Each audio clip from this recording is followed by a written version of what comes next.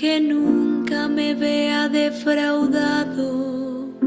Yo pongo mi vida en tus manos, tú me rescatarás, Señor Dios fiel.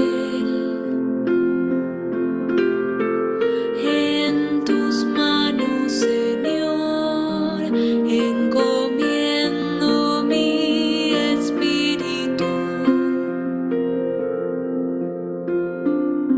Soy la burla de todos mis enemigos y la irrisión de mis propios vecinos. Para mis amigos soy motivo de espanto, los que me ven por la calle huyen de mí. Como un muerto he caído en el olvido, me he convertido en una cosa inútil. En tus manos, Señor, encomiendo mi espíritu. Pero yo confío en ti, Señor, y te digo, tú eres mi Dios, mi destino está en tus manos. Líbrame del poder de mis enemigos y de aquellos que me persiguen. En tus manos, Señor, encomiendo mi espíritu. Que brille tu rostro sobre tu servidor. Sálvame por tu misericordia. Sean fuertes y valerosos todos los que esperan en el Señor. En tus manos, Señor, encomiendo mi espíritu. En tus manos, Señor, encomiendo mi espíritu.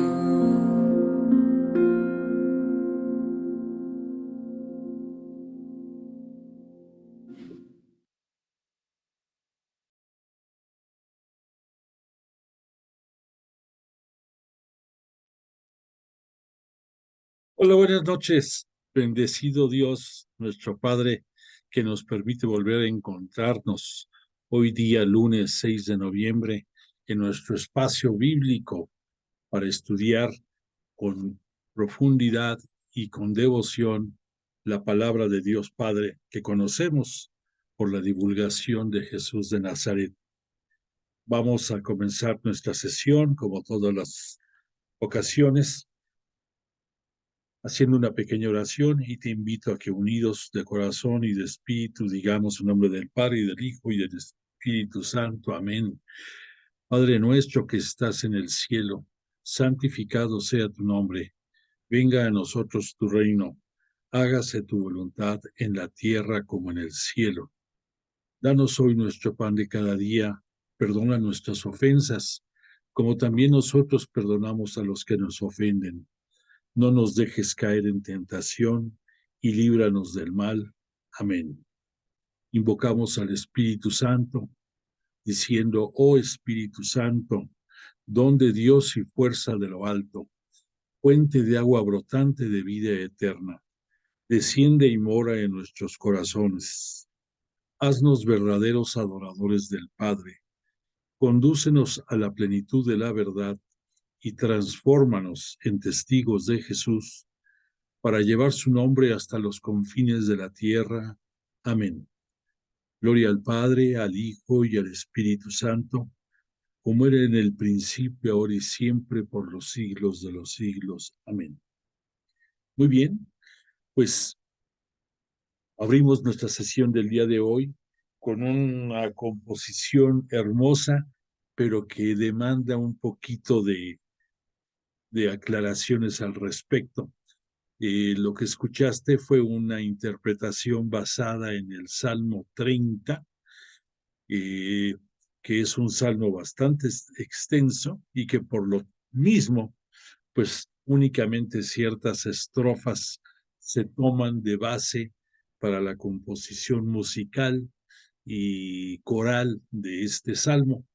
Pero lo importante del mismo es que es un salmo que se le atribuye la autoría del rey David, y que está inspirado a su vez en varios salmos y en las profecías de Jeremías, eh, un profeta obvio previo a la llegada de el rey David como rey de Jerusalén, como rey de los judíos, de la casa de Israel.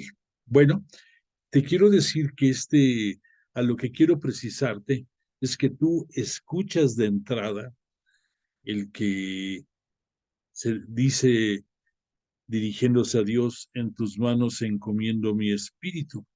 Y muchas personas cuando oyen este salmo piensan que se refiere a Jesús de Nazaret cuando está en la cruz, y muchos piensan que es una de las 7 palabras o de las 7 frases que él mencionó estando colgado en el madero, estando crucificado en el madero.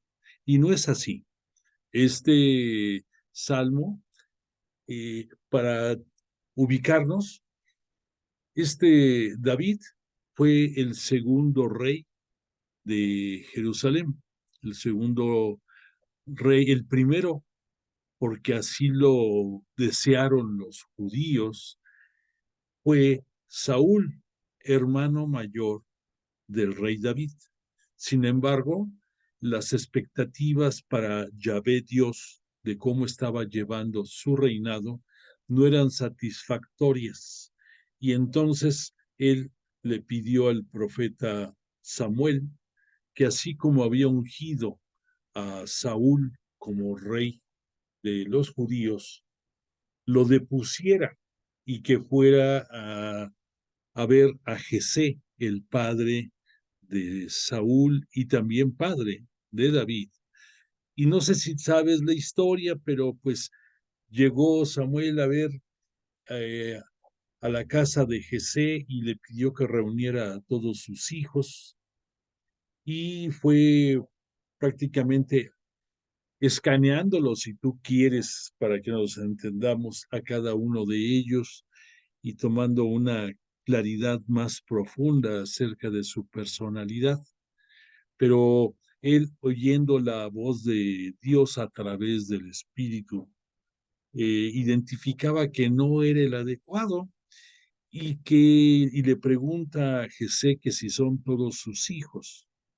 Y dice que hay uno, el menor, que está cuidando al rebaño de las ovejas, pero pues que es un chamaquito y que pues no tiene importancia.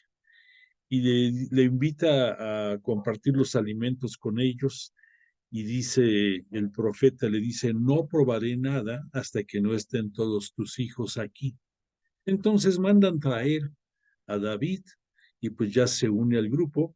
Obviamente el profeta, al verlo, pues identifica claramente que es el elegido de Yahvé Dios, y entonces pues no solamente lo recibe, sino que lo unge también como rey. Previamente había depuesto a Saúl.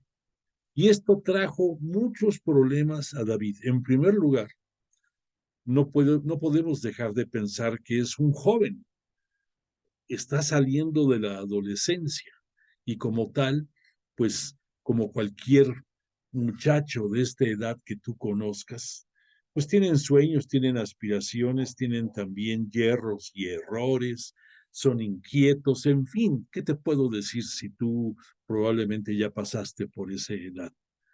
Bueno, entonces, como otro punto, obviamente a Saúl no le gustó nada que fuera depuesto él como rey, y que en su lugar su hermano menor ocupara este espacio. y entonces se desata una enemistad profunda entre ellos, al grado de que David llega a decir que Saúl lo quiso matar. No sé en cuántas ocasiones, pero así él veía la actitud de su hermano mayor, el primogénito de esa familia. Y además de eso, pues llega a ser rey sin una experiencia en la aristocracia, ni nada, ni una escuela de formación, únicamente pues con el sustento de Dios, que pues dicho sea de paso, basta y sobra.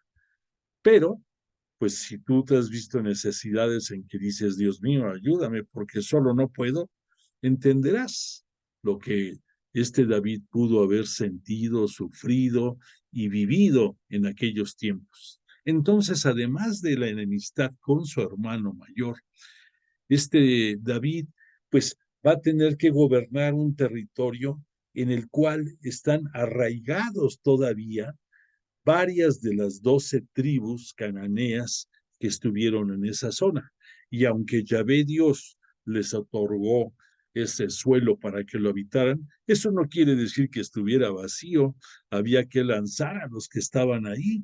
Y entonces algunos, pues haciendo pactos con otros, peleando, con otros, pues destrozándolos o imagínate todas las posibilidades.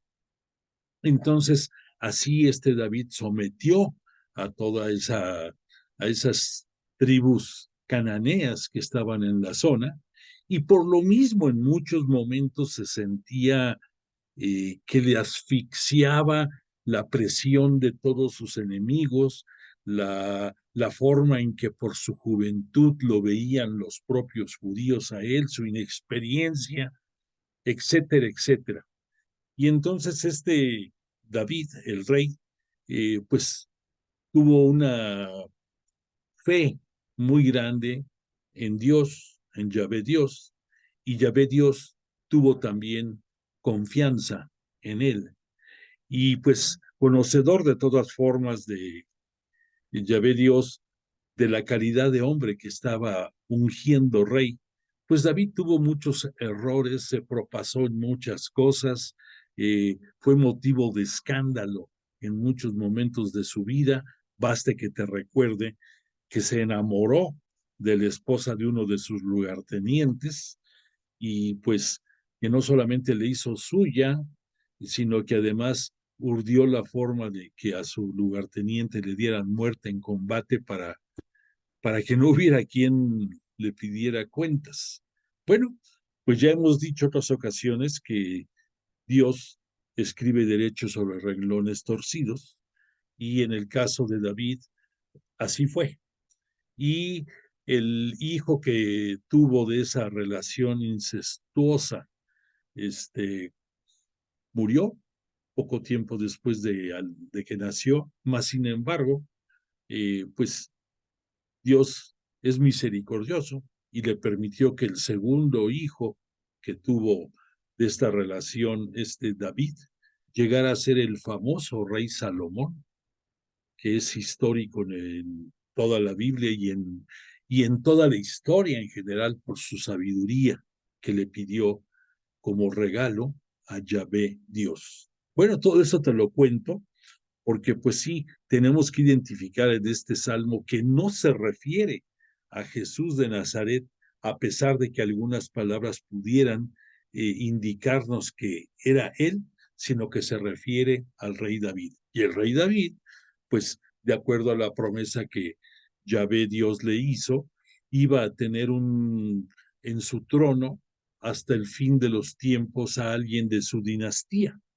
Y esto se cumplió como todo lo que Dios promete con el advenimiento de Jesús, porque pues José era descendiente de la casa de David y también pues Dios, Jesús, su unigénito enviado por Dios Padre, pues al ocupar ese lugar preponderante dentro de nuestro cristianismo católico y dentro de la historia misma, pues es la evidencia de que lo que Dios promete lo cumple y que además las personas, a pesar de todos los defectos, todo lo malo que tú puedas tener, porque recuerda que nuestra Santa Iglesia Católica, Apostólica, Romana, es una iglesia santa formada por pecadores como tú y como yo,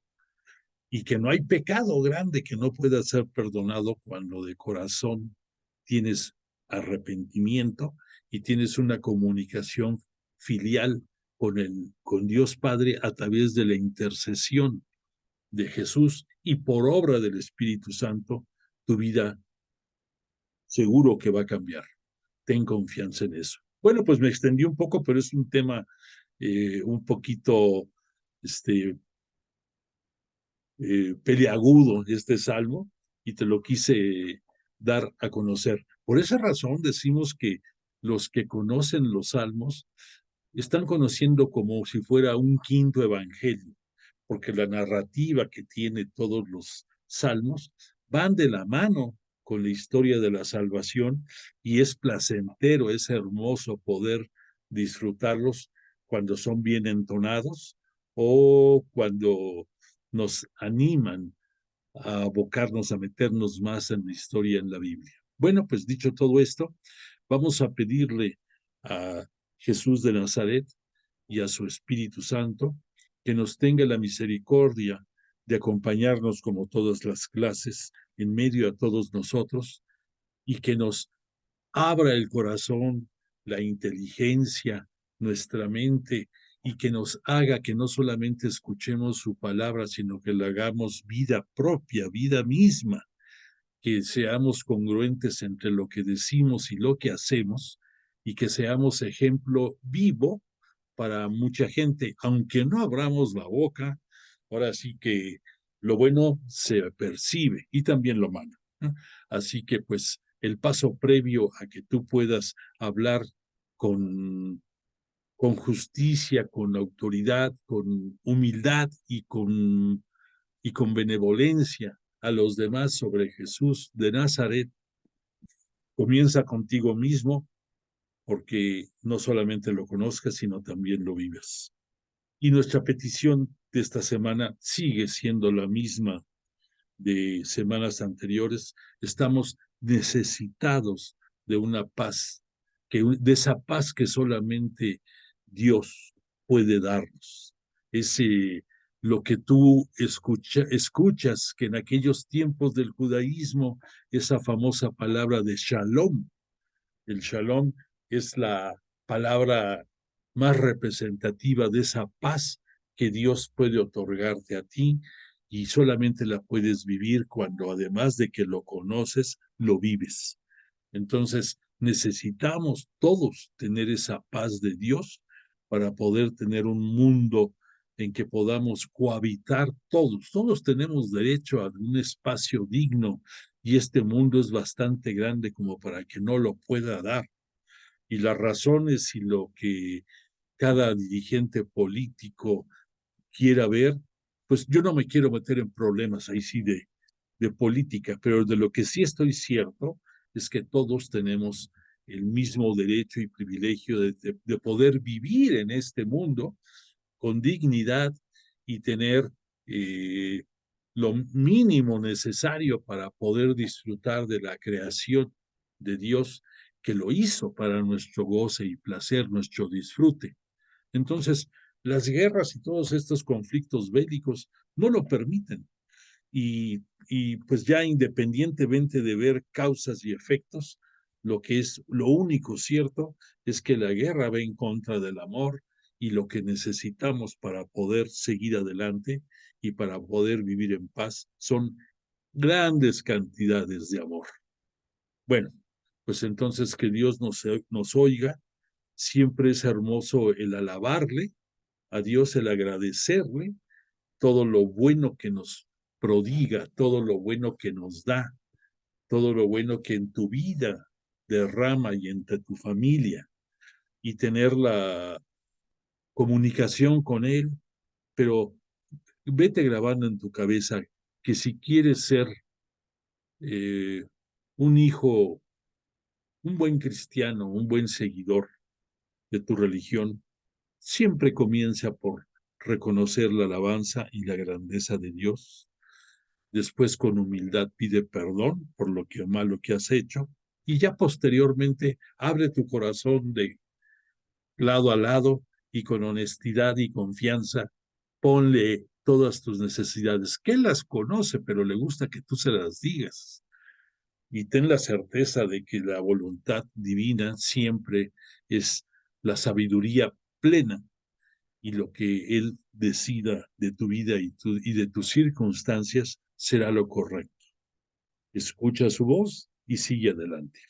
Bueno, pues entonces ya entrando al tema de nuestra clase, debo de reconocer que para algunos de ustedes se ha vuelto un poco árido el hecho de estar viendo los itinerarios de los viajes de este Pablo, y más aquellos dieron la que me dieron pues el gusto de haberles dado el semestre pasado el curso de Hechos de los Apóstoles, porque se tocan muchos puntos afines.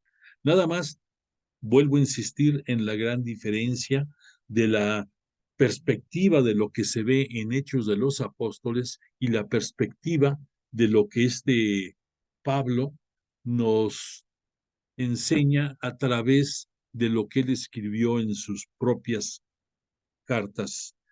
En el caso de Hechos de los Apóstoles, Lucas, que es el autor de ese libro, lo que nos quiso dar a entender es cómo la iglesia primitiva va creciendo, va llegando a puntos bastante distantes de donde comenzó en Jerusalén, y en este devenir, obviamente, Pablo de Tarso tiene una importancia sublime, una presencia indiscutible y un papel protagónico muy grande en el crecimiento inicial de nuestra Iglesia Cristiana Católica.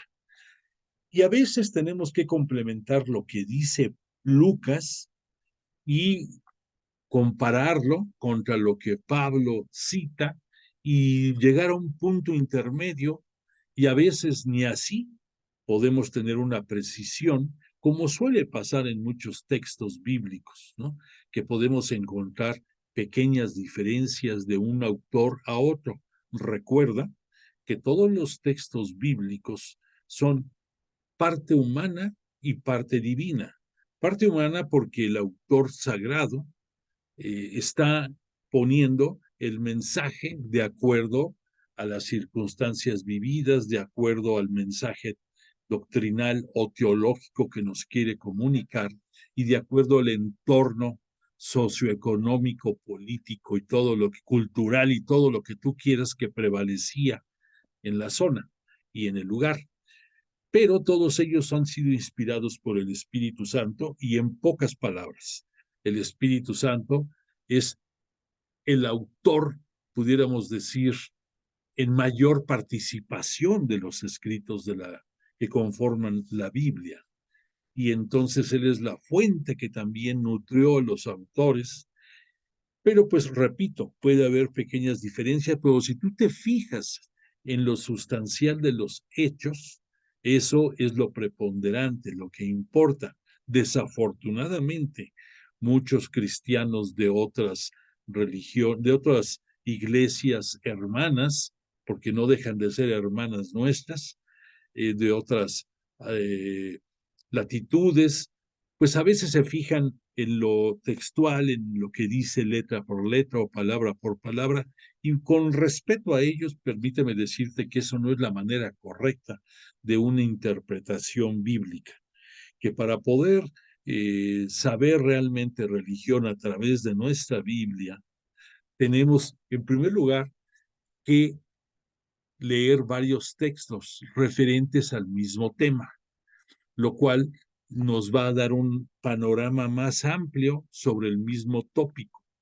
En segundo lugar, tenemos que ser claros que siempre, que siempre la interpretación es humana, es de nosotros que también, como dijimos, se puede targiversar por la aplicación de palabras de otros idiomas, como es el propio hebreo y como es el propio griego, que son las fuentes de donde se nutre las Biblias, no solamente la que nosotros llevamos de texto, cual la Biblia de Jerusalén, sino cualquier Biblia a base de las traducciones de un idioma a otro y la interpretación que el comité editorial de la editora de la Biblia quiso poner acerca de tal cosa, pues nos va dando a veces diferencias en las palabras, a veces nos va dando diferencia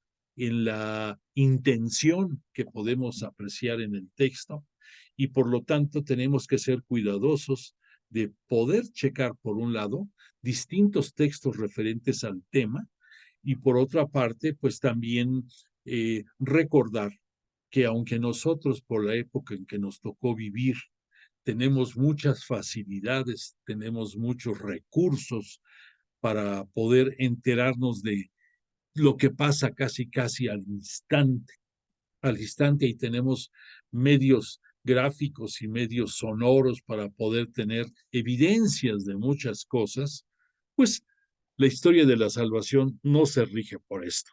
La historia de la salvación lleva su paso, lleva su cadencia y pues por algo, por algo nada más piensa, si dentro de la historia de la salvación Jesús el, en el tiempo de la plenitud, por decisión de Yahvé Dios, lo envía después de 1850 años de que había empezado a documentarse la historia de la salvación, pues ahí te digo todo. Hubo que pasar 1850 años para que desde la aparición de Abraham, el padre de la fe, hasta la llegada a este mundo a través del seno virginal de María, de la Virgen María, llegara Jesús a este mundo. Entonces ahí también te lo pongo como algo para que no quiero decirte que te vuelvas paciente, sino únicamente que entiendas que no es magia el estar leyendo los textos bíblicos, el razonarlos, el compararlos y lo más importante, el aplicarlos. Bueno, entonces, dicho todo esto, esta hoja ya la hemos puesto varias veces en que fue los pasos de la preparación del apóstol Pablo para su tarea de apóstol de los gentiles, pero quiero remitirme, bueno, vamos a seguir usando nuestro mapa de los viajes. Algo importante que te quiero decir ahorita con relación a los viajes también es que tú aquí en esta imagen ves con distintos colores los 4 viajes que se le atribuyen a Pablo. Pero seamos honestos, de estos viajes, el cuarto es un viaje en el que él va cautivo hacia Roma, de Jerusalén hacia Roma en calidad de detenido y en en el trayecto del viaje, él obviamente, él sigue hablando de Dios, sigue hablando de Jesús sobre todo y sigue evangelizando. Y eso lo va a llevar a Roma, que para él y para todos los cristianos de esa época y para toda la gente de esos tiempos era el fin del mundo, no porque físicamente no hubiera más territorio para vivir, sino porque era la sede del poder del imperio romano, que era el imperio que dominaba todo el mundo. Que obviamente, pues no vayamos tan lejos, aquí a la izquierda, pues tú puedes encontrar otras tierras que están al occidente de Roma, pero desde el punto de vista teológico, Roma era el fin del mundo. Por lo tanto, la decisión de Pablo de ser apóstol de los gentiles por mandato de Jesús y que Jesús le pide a él y a sus apóstoles bautizar en nombre del Padre, del Hijo y del Espíritu Santo a los convertidos a los arrepentidos que abrazan su fe y religión, y por otra parte, que lleven su palabra, que lleven el testimonio de Jesús mismo hasta los confines de la tierra. Entonces, ¿a dónde lo va a llevar Pablo? Pues a Roma, es el destino final, que después de que estuvo allí en Roma, prisionero, tuvo también momentos en que pudo gozar de libertad temporal y la aprovechó hasta para ir a España, que ahí también no hay una evidencia clara en la Biblia, pero hay luces que nos dan a entender que estuvo también en España llevando la palabra de Dios. Y entonces el punto de partida de mi comentario es que el cuarto viaje de Pablo en sí no es un viaje eh, planeado por Pablo. Fueron las circunstancias el que hicieron que hiciera ese cuarto viaje, que obviamente hasta es el más extenso. Según aquí ves esta línea roja, las flechas rojas, pero que la razón no fue el agendarlo como Pablo hizo con los viajes segundo y tercero. El primer viaje ya vimos que lo hizo en compañía de Bernabé y que Pablo, pues, aprendió mucho, es con línea amarilla, aquí puedes ver en la imagen que fue un viaje que estuvo por la isla de Chipre, déjame ver si podemos mover un poquito esto, sí, que estuvo aquí. Todos los viajes tienen su punto de origen sobre la península de Siria, y la mayoría pues salieron de Antioquía. Eh, entonces, pero el primer viaje que hace con Bernabé es prácticamente a la isla de Chipre, algunos puntos de ahí, y ya aparte de las provincias romanas en este lugar, que era en aquellos tiempos Asia, así lo conocían, como y ahí está Galacia, Capadocia, se encuentra también otras provincias más que estamos viendo aquí, pero que después de ese primer viaje, recordarás que hablamos que hubo una discrepancia al final, no al final, sino como consecuencia de este viaje, porque Bernabé llevó a su sobrino Juan Marcos, que a la larga tú lo vas a conocer porque él es el escritor del Evangelio de Marcos, él es.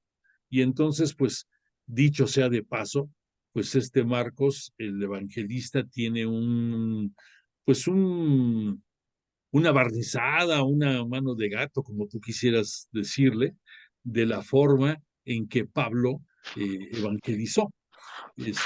Le voy a pedir a alguien que revise, tiene su micrófono abierto, por favor chequen que esté apagado para que no se vicie el mensaje. Si son tan amables, chequen quién tiene el micrófono abierto y apáguenlo. Bueno, entonces,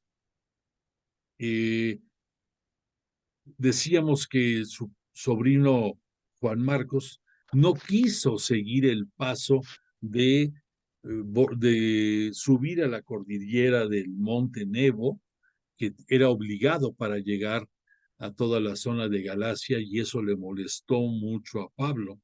Y por lo tanto, para el segundo viaje, Bernabé propuso que fuera también Juan Marcos, pero pues obviamente Pablo dijo, nanay, no, no va, ¿no?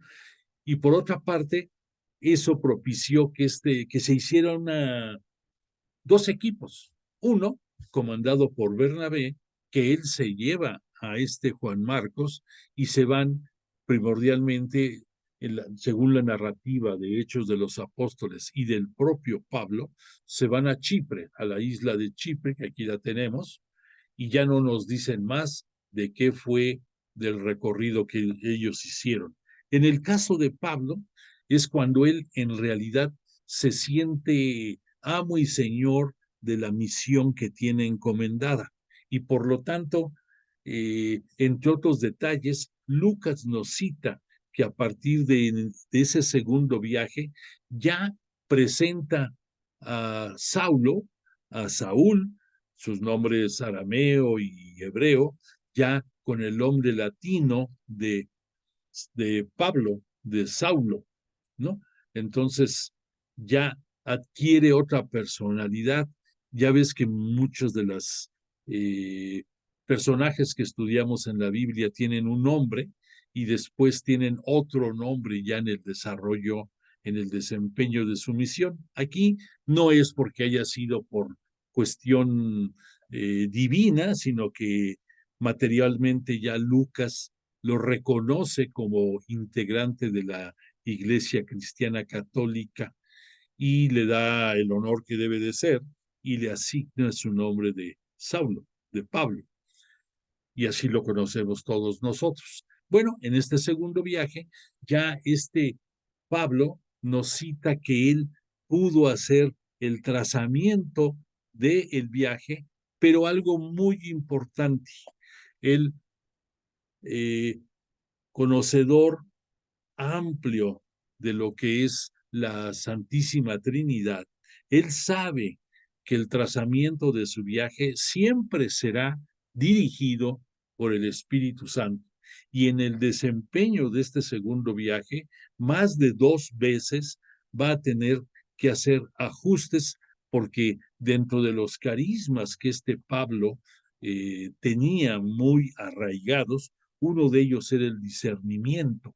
Y entonces él, después de tener con frecuencia visiones nocturnas de que recibía mensajes divinos, él de ahí sacaba a través de su discernimiento conclusiones y él asienta él mismo en sus escritos, en sus escritos relacionados al viaje, a los viajes, que el Espíritu Santo lo movió. Y también reconoce en algunos momentos que el maligno le puso trabas.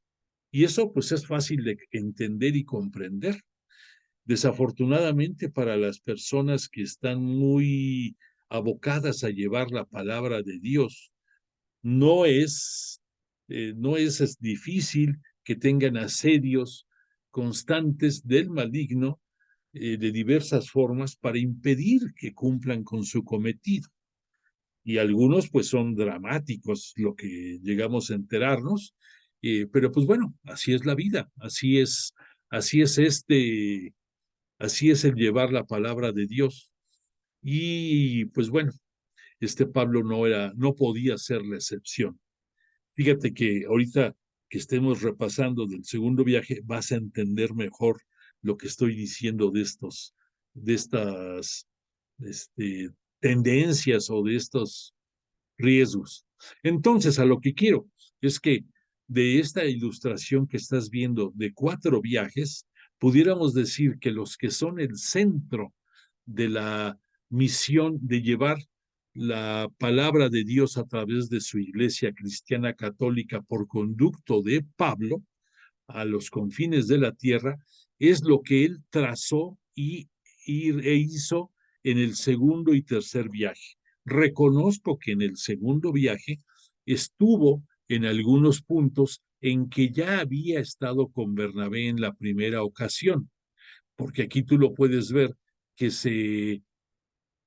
que quedan en el mismo punto tanto la línea amarilla del primer viaje como la verde del segundo. Concretamente, aquí en esta zona de Iconio, Derbe, Listra, Antioquía de Pisidia, que te recuerdo no tiene nada que ver con la Antioquía de Siria, que está aquí, que es en donde a veces nos confundimos, decimos, pues no que andaba en Antioquía, pero ¿en cuál de las dos?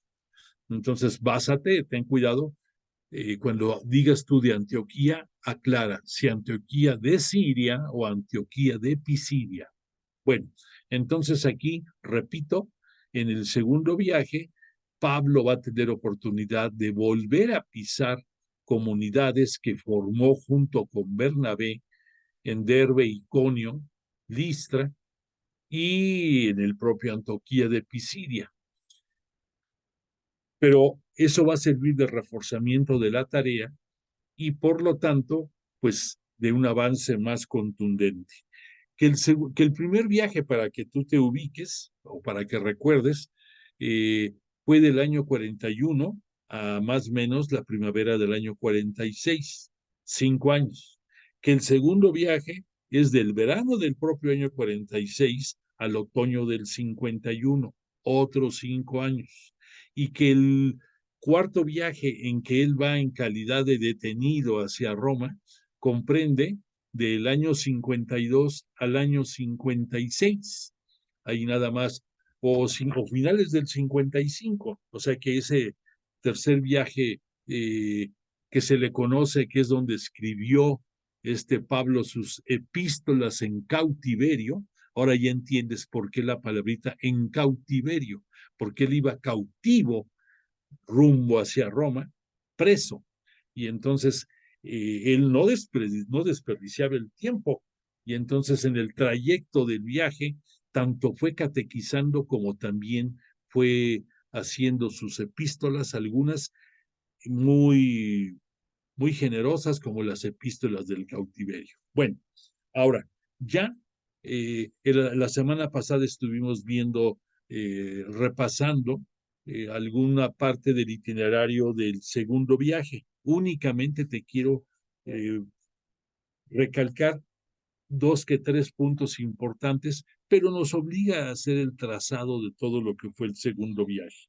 Y lo que te puedo decir es que, punto número uno, que hay una divergencia entre algunos autores en que dicen que el famoso viaje, el concilio de Jerusalén, que citan como consecuencia de las discrepancias que había entre los judíos provenientes del Jerusalén, del judaísmo, y los nuevos cristianos que venían de la gentilidad y que por lo tanto muchos de ellos no habían sido circuncidados, fue el motivo central de lo que se dio en ese concilio de Jerusalén.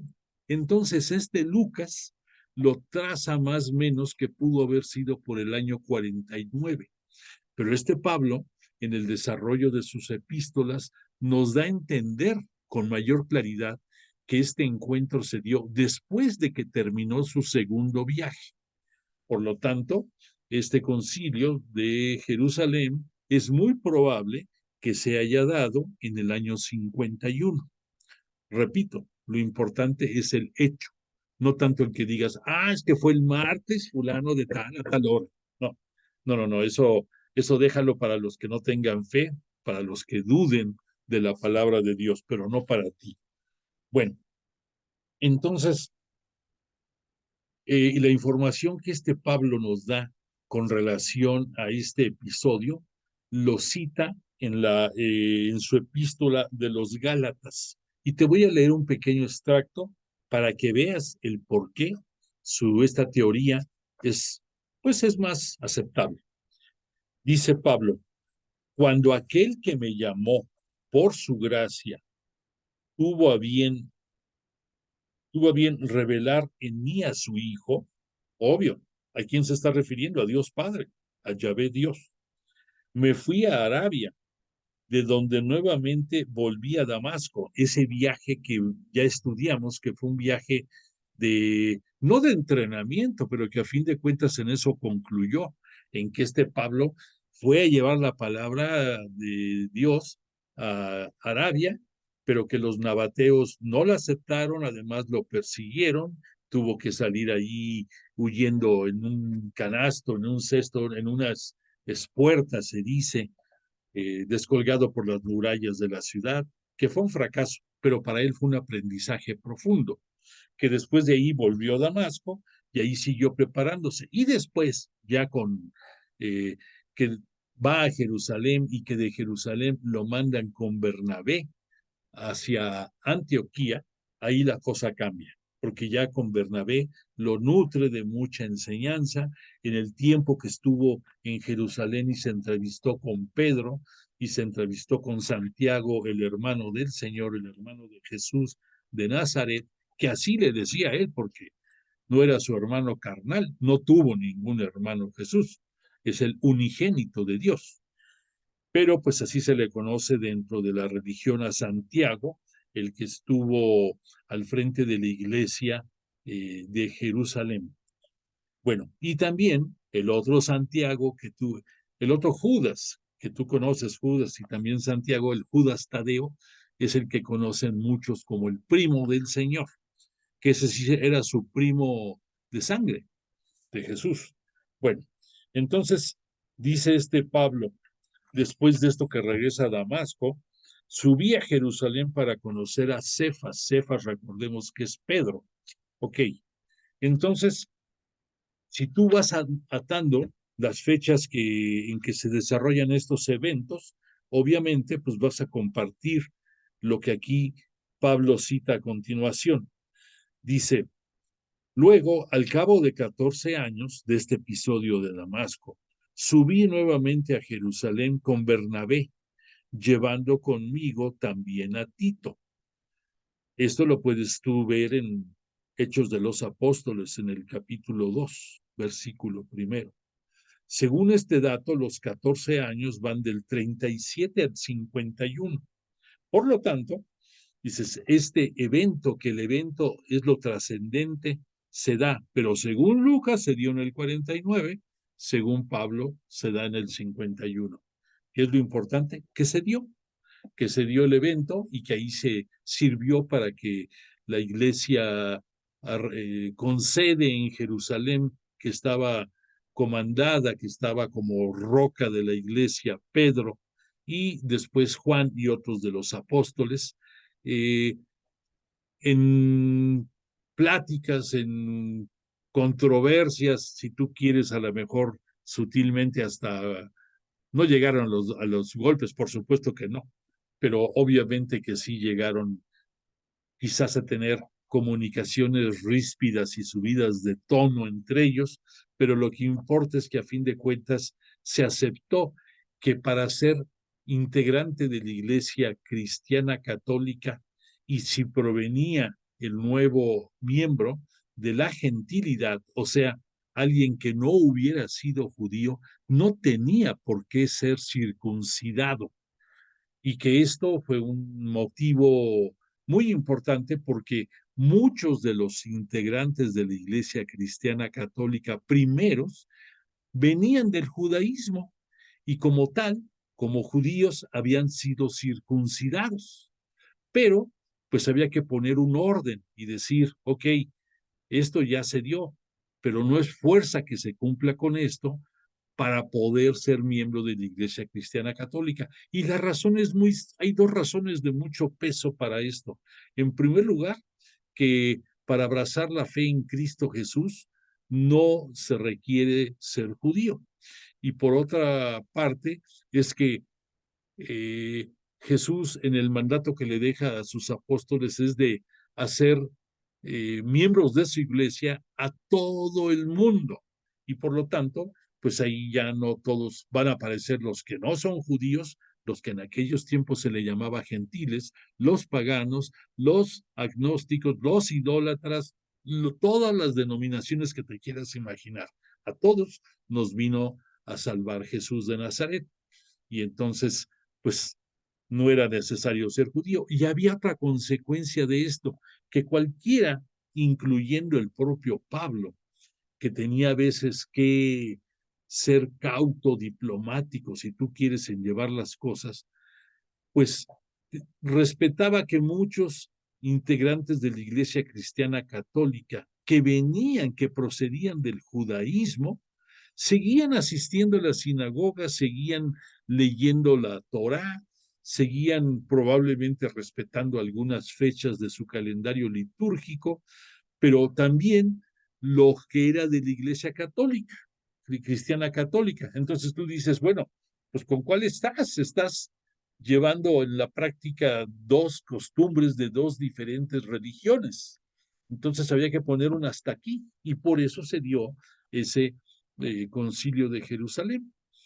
Y eso, entonces, ya aquí nos tenemos una claridad de que cuándo pudo haber sido, que las cartas que se derivaron de este acuerdo fueron llevadas por el propio Pablo, por Bernabé, por otros enviados más, por el propio Tito que fue, y de la mano en papel autógrafo de Pedro, llevaba las instrucciones para las distintas iglesias, las distintas comunidades que ya habían sido, pudiéramos decir, fundadas en la región de Asia y algunas ya hasta en la propia región de Europa.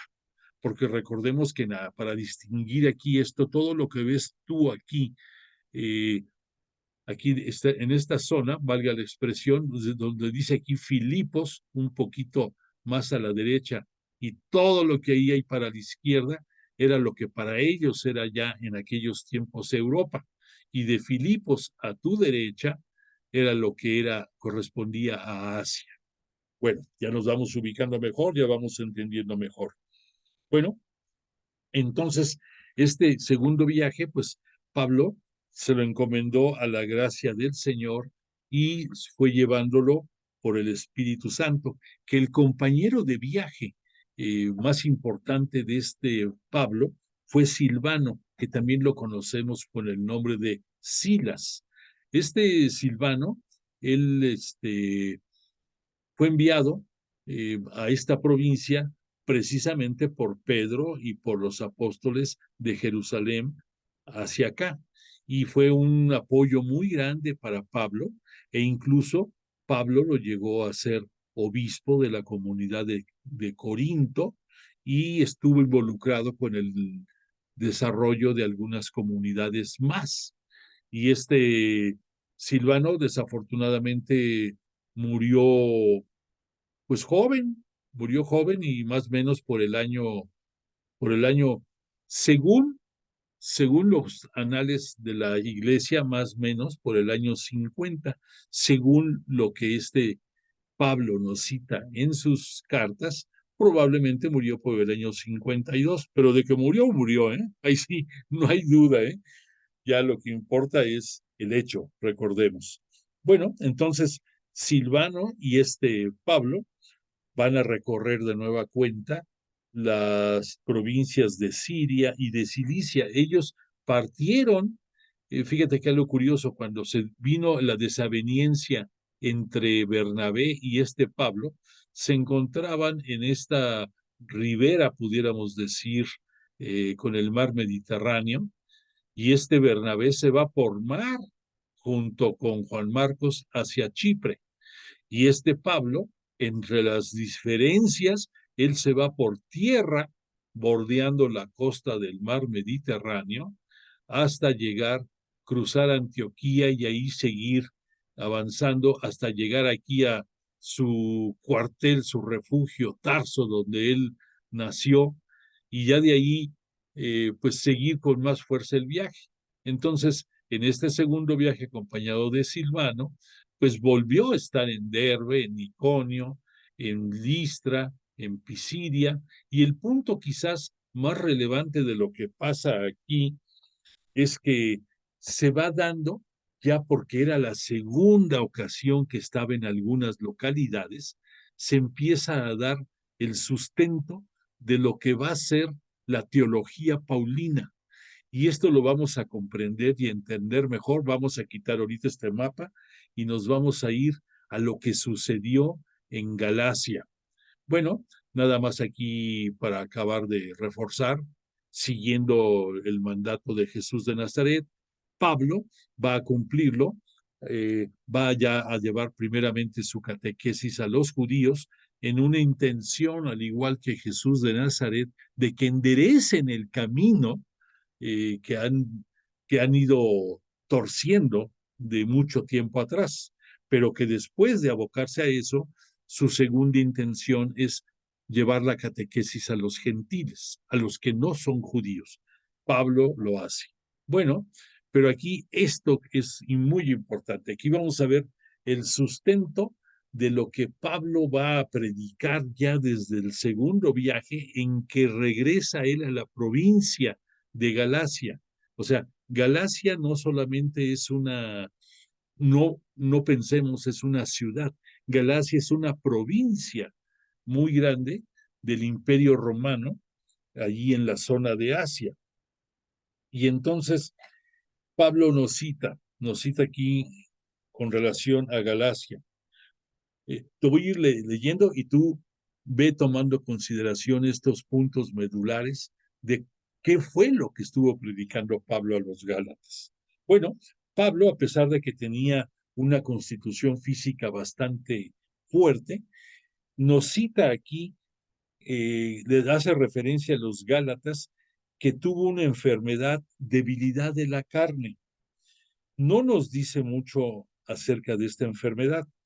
Dice, comunicó a los Gálatas el Evangelio saliendo de Antioquía, Antioquía de Siria, ya vimos esa ubicación. Pero fíjate que en lo que podemos sacar una probable conclusión aquí de esto, fíjate lo que te voy a leer, que lo puedes tú ubicar en la epístola a los Gálatas, en el capítulo 4 y los versículos 13 al 15. Te lo voy a, te lo voy a leer tal cual de la Biblia directamente, porque no olvides que siempre si debes de empezar el estudio leyendo la Biblia, leyendo diferentes textos y ya después te puedes remitir a los libros de apoyo o a las asesorías que te puedan dar gente que conozca del tema.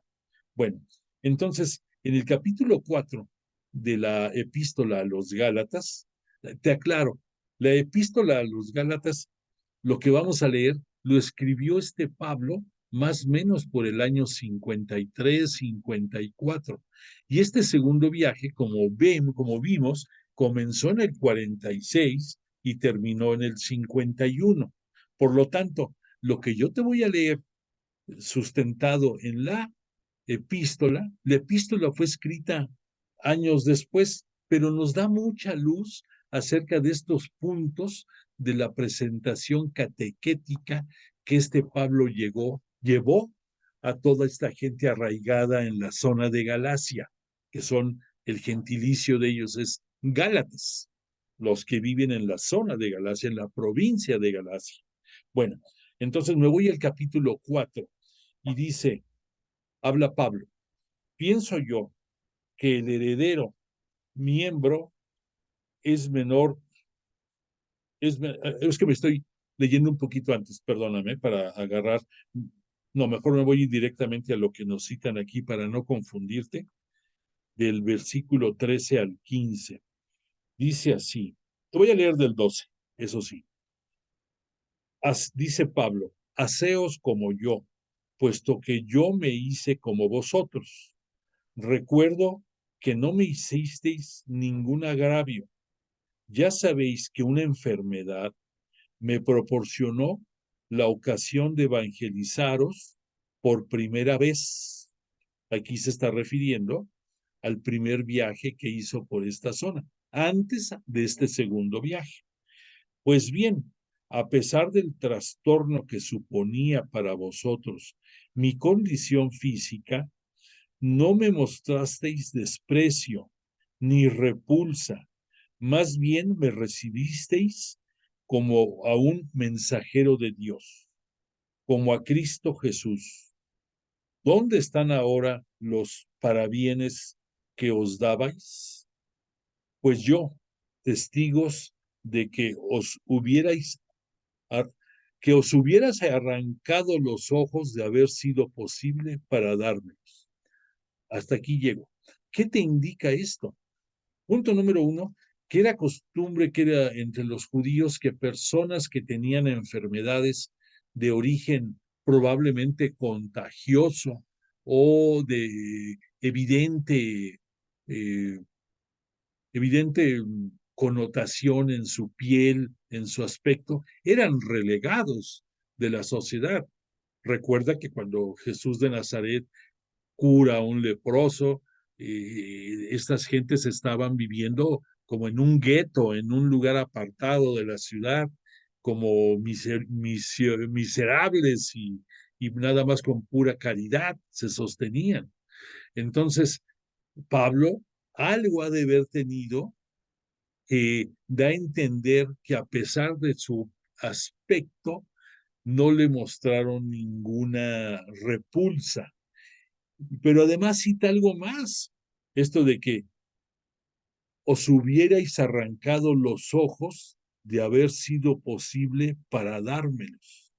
No nos dice más, pero probablemente el malestar de Pablo pues era evidente y podía ser a la vista de todos algo sobre sus ojos, algo, no sé, a lo mejor un herpes o no sé, algo, alguna enfermedad que tú puedas identificar ahora como algo que dices, ay, qué gacho se ve, o hazte para allá, no te vaya a contagiar, algo así.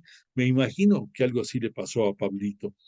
Bueno, entonces, después, esta enfermedad debió de ser algo inesperado y severo, que a la vista causaba cierta repugnancia. Pero no pensemos que le había pasado algo en su constitución física, de su corazón, de su motricidad, de su inteligencia. No, ahí estaba más cuerdo que nunca, porque probablemente al vivir estos episodios, muchas veces, ¿cuántas ocasiones el tú vivir una dolencia, el vivir una carencia física, el vivir una enfermedad, aparentemente te debilita, pero te hace más fuerte en muchos aspectos?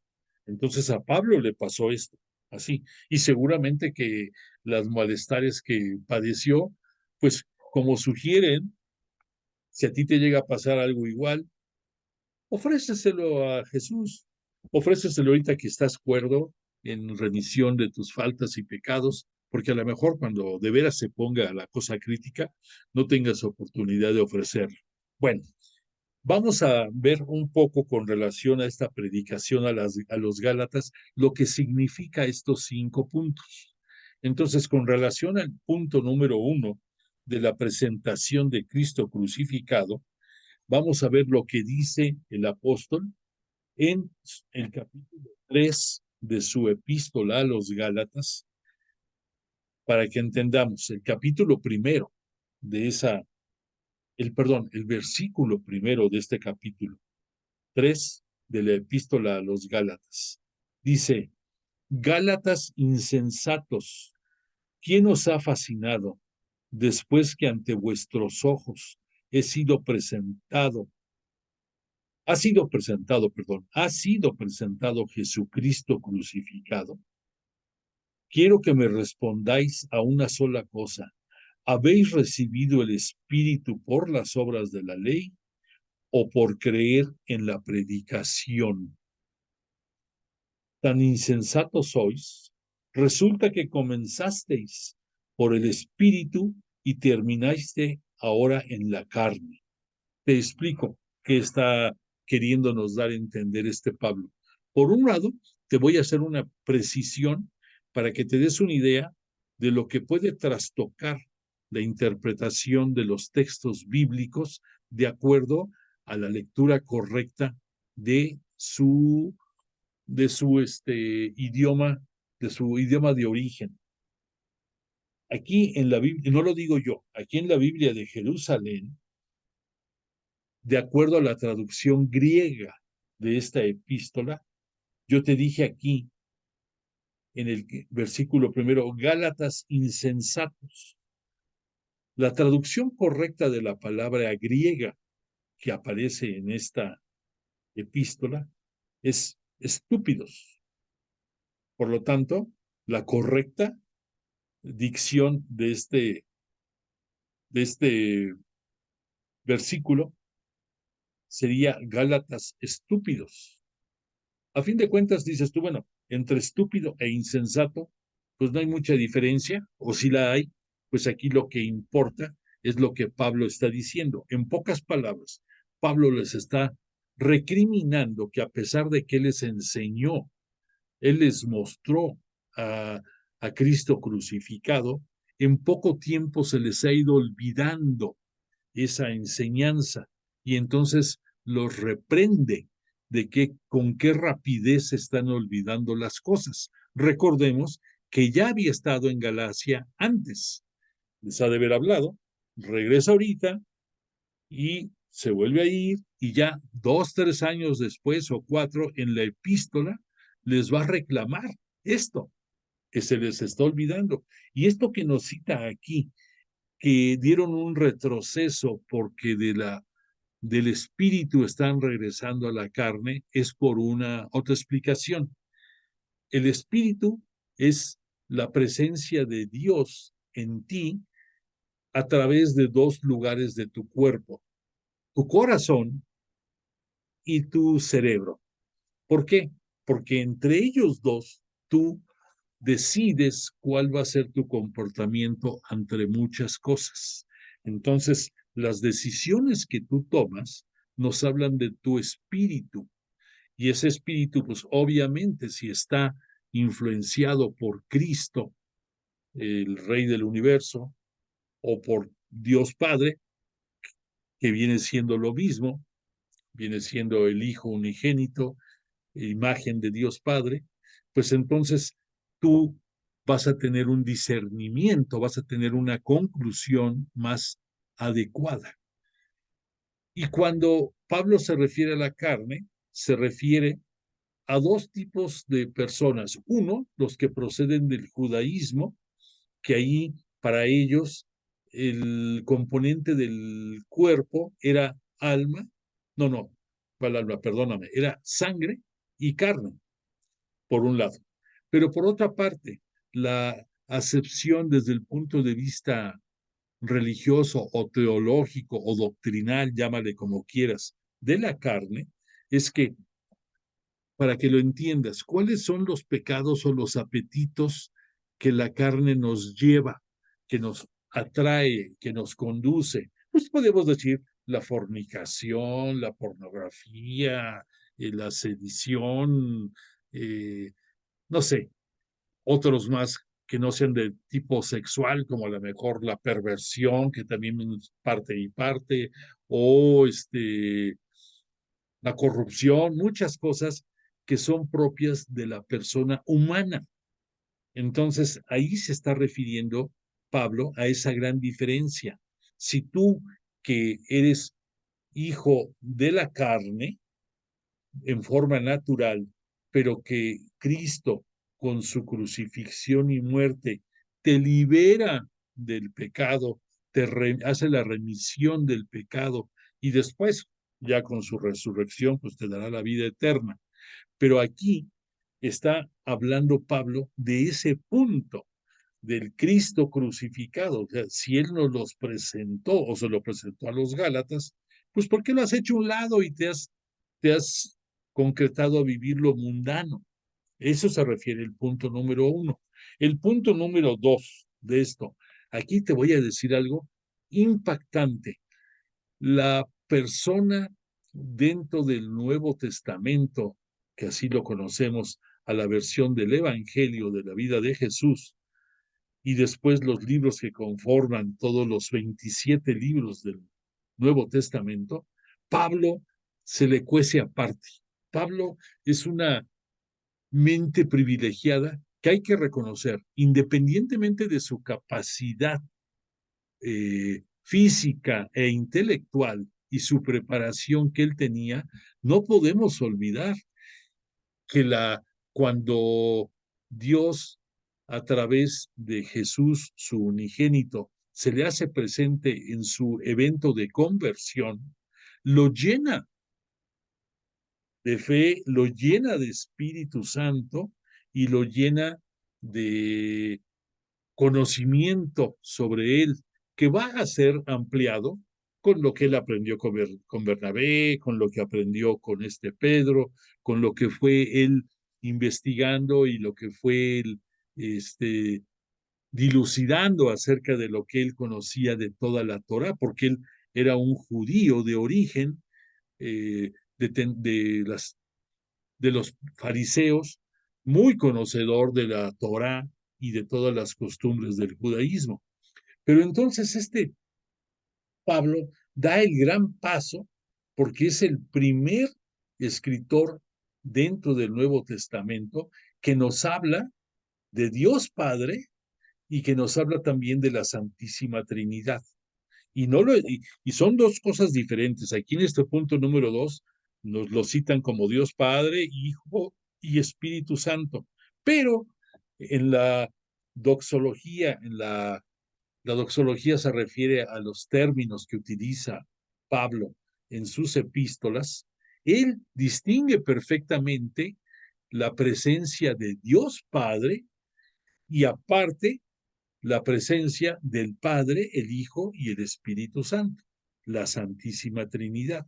Y entonces, como nadie, en el desempeño, en el desarrollo de sus epístolas, nos los da a conocer. Y es el primero, porque la primera epístola de Pablo, que es a la de Tesalonicenses, que la escribió más o menos por el año 51, en que ya aparece parte de estos conceptos, pero más que nada en esta Los Gálatas, que es del año 53, el contenido doctrinal que este Pablo nos ofrece, que lo plasma, es de primer orden, es así, no sé, déjame decir una, una expresión, es como de doctorado dentro de la religión, que tú puedas reconocer dentro de los textos bíblicos la presencia de Dios Padre y también que puedas reconocer la presencia del Espíritu Santo y que la apliques con la maestría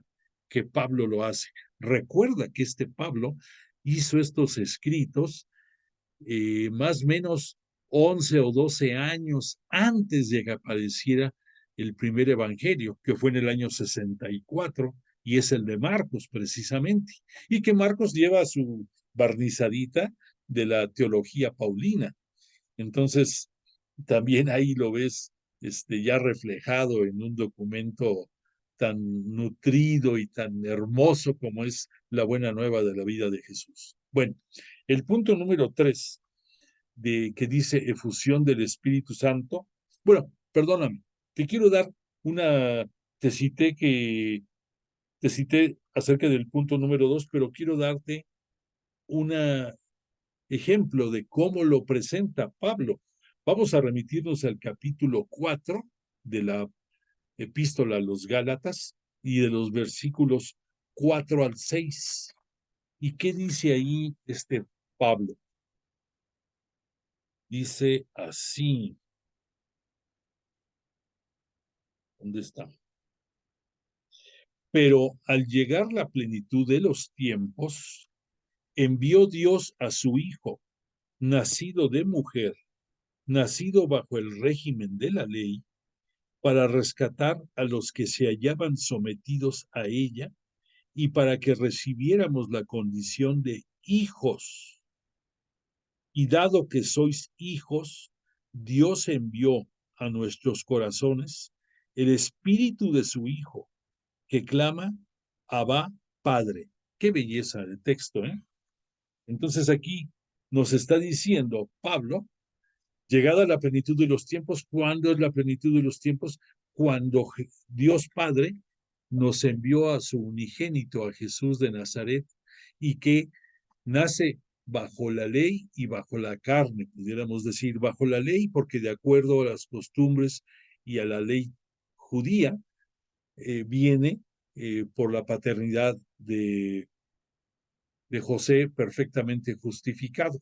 Y del lado de María, porque gracias al seno virginal que ella aporta con fe y sin ninguna limitación, se convierte en la esclava del Señor, se convierte también al mismo tiempo en madre de Jesús, Dios. Se convierte, recordemos que Dios pues goza de su divinidad celeste que nunca la perdió desde antes de la creación del universo, la tenía y que va a permanecer con ella por siempre, por toda la eternidad. Pero desde el punto de vista humano, lo adquiere bajo pues vivir en el seno materno de María la Virgen. Entonces, Jesús en su divinidad terrena, en su divinidad humana, la tiene por obra del Espíritu Santo, gracias a María, la siempre Virgen. Y que eso, pues, es algo increíble. Y por lo tanto, es cuando llegó el momento de la glorificación, para acabar de rematar con esto, Jesús asciende a los cielos y es coronado en su categoría humana.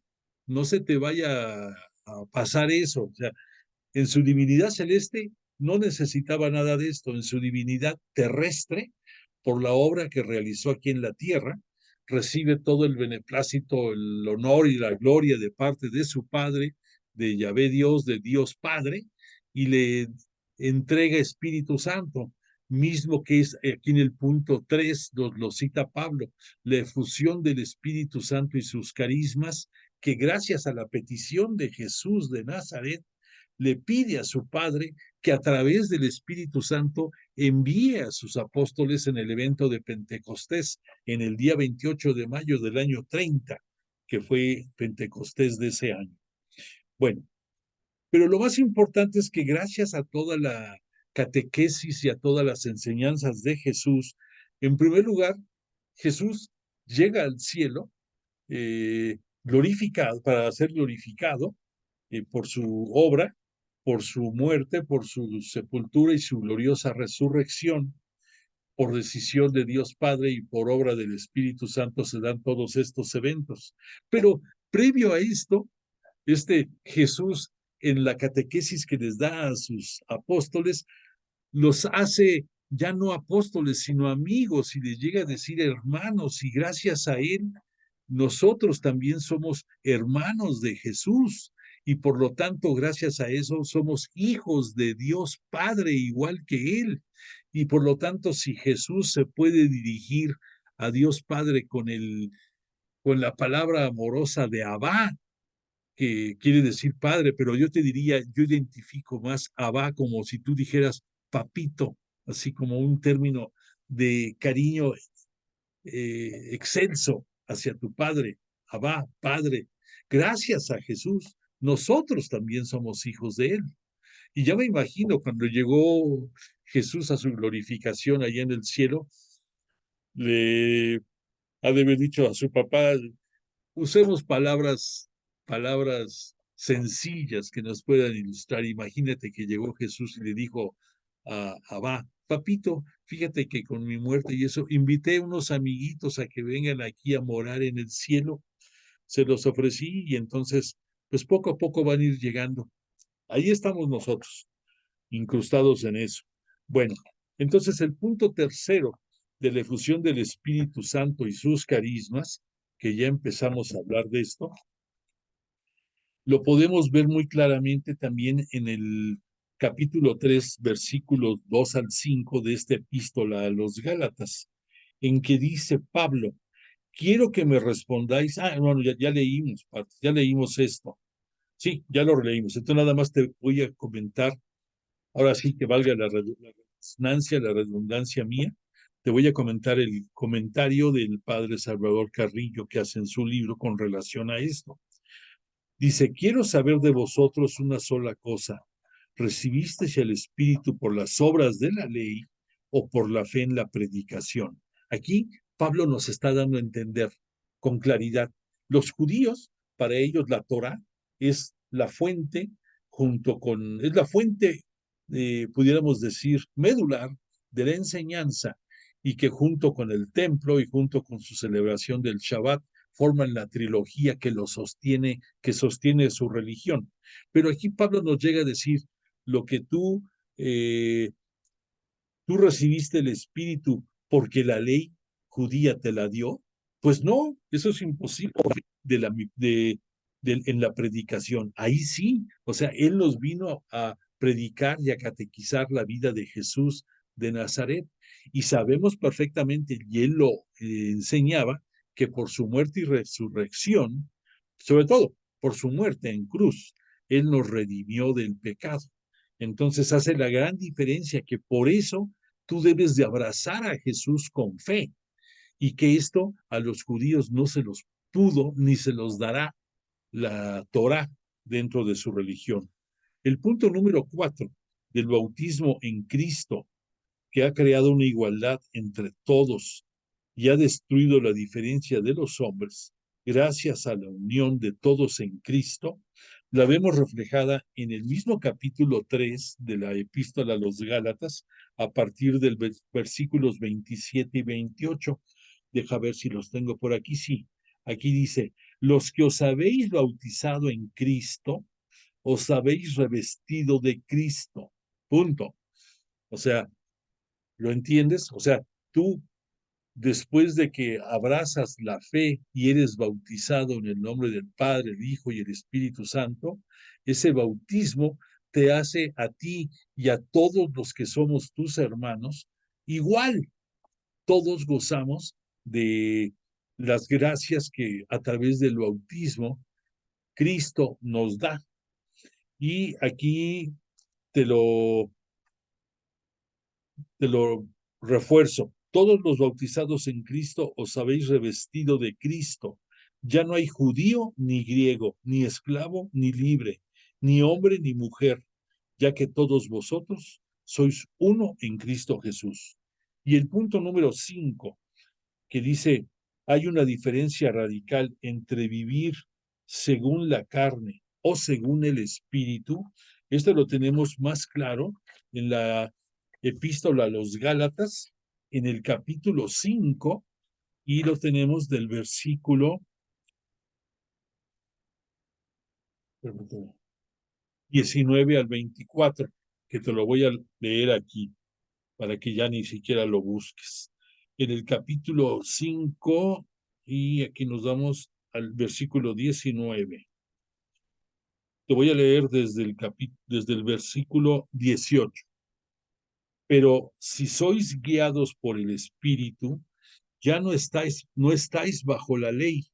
Ahora bien, las obras de la carne son bien conocidas: fornicación, impureza, libertinaje, idolatría, hechicería, odios, discordias, celos, iras, ambición, divisiones, disensiones, rivalidades, borracheras, comilonas y cosas semejantes. Punto, ya para qué te digo más. Bueno, entonces aquí nos está ilustrando de una manera casi, casi de catálogo, Pablo, grandes cosas que son producto de la carne y de pecar dentro de los apetitos de que la carne nos conlleva. Y la gran diferencia que existe de vivir bajo el Espíritu, porque el Espíritu es vivir de acuerdo a la fe en Cristo Jesús, y si vives como Cristo Jesús, lo vas a imitar y vas a tratar de ser santo como Él lo fue, el 3 veces santo Jesús de Nazaret. Y te lo refuerzo nada más con una explicación del padre también Carrillo sobre este punto, que dice, bien sabéis que una enfermedad me dio ocasión para evangelizarlos por primera vez, y no obstante la prueba que suponía para vosotros mi cuerpo, no me mostrasteis desprecio ni repudio, y me recibiste como a un ángel de Dios, como a Cristo Jesús. Yo mismo puedo dar testimonio de que os hubierais arrancado los ojos de haber sido posible para dármelos. Entonces, de esta predicación a los Gálatas, vamos a ver que en su momento que volvamos a retomar ya la epístola, vamos a ver reflejado estos mismos sustentos. Pero era importante saber qué es lo que sucedió, qué es lo que Pablo enseñó en su estancia en la provincia de Galacia, en estos viajes que hizo y concretamente en este segundo viaje. Entonces, la efusión del Espíritu Santo, el bautismo en Cristo, nos lleva el sentirnos hijos de Dios, el sentirnos hermanos de Cristo, nos lleva a la gran diferencia de que nosotros vivimos en el Espíritu y no bajo la carne. Y te repito que el Espíritu es la conjunción de lo que tu corazón siente y lo que tu mente y tu inteligencia dilucida y las acciones que tú tomas en consecuencia. Entonces, eso es vivir en el Espíritu, para que entiendas mejor lo que Pablo nos ha querido dar a entender. Bueno, ya nada más como ves aquí al final, te pongo, casi después de esta estancia en Galacia, va también a transformar la agenda de su viaje, Pablo, y va a decir que el demonio no le permitió seguir con su viaje como lo había planeado, y va a haber también la imagen que te mencioné de un macedonio que le pide que vaya allá, y entonces Macedonia es otra provincia romana que va a ser muy peculiar su estudio en la próxima clase porque ellos vienen de las provincias celtas y no tenían ahí casi no había judíos, cosa rara. Entonces vivían mucho con las costumbres del Imperio Romano, pero que presentaba oportunidades diferentes, más atractivas para la evangelización de Pablo en ese lugar. Y por lo tanto, ahí en Filipos, que Filipos viene siendo la ciudad sede de esa provincia de Macedonia, ya, te repito, ya pertenece esto geográficamente a la región de Europa de aquellos años, y entonces ahí en Filipos va a ser donde vamos ya a verlo con más calma la próxima clase, a recordar lo que ya empezamos a ver, que ahí a través de Lidia fue la primer mujer evangelizada dentro de Europa por Pablo de Tarso, y que eso es una distinción muy grande porque nos refrenda que dentro de nuestra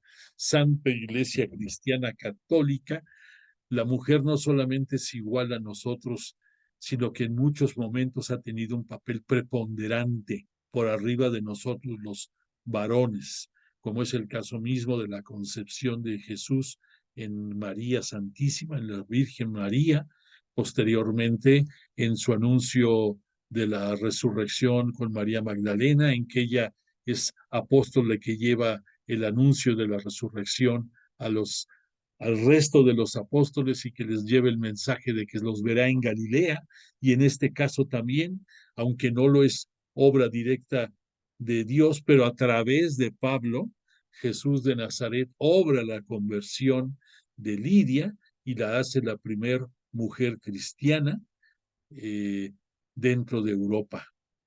Bueno, pues agradezco mucho a Jesús de Nazaret y al Espíritu Santo que nos ha abierto de par en par el aprender un poco más acerca de la presencia de la predicación de Pablo a los Gálatas. Recuerda que te invito a que no dejes de enviar constancia de tu participación de esta clase. Aquí tienes a dónde lo puedes hacer.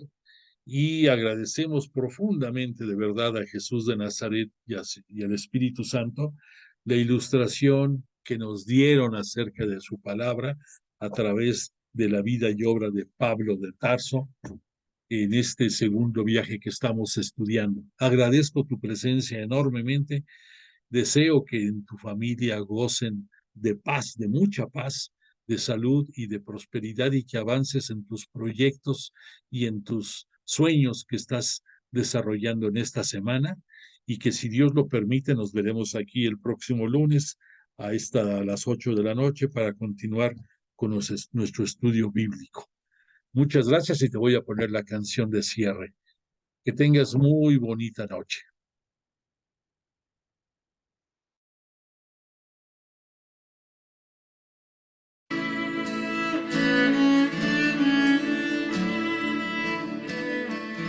Aunque a veces tu silencio me parezca irreal, sé que aún así me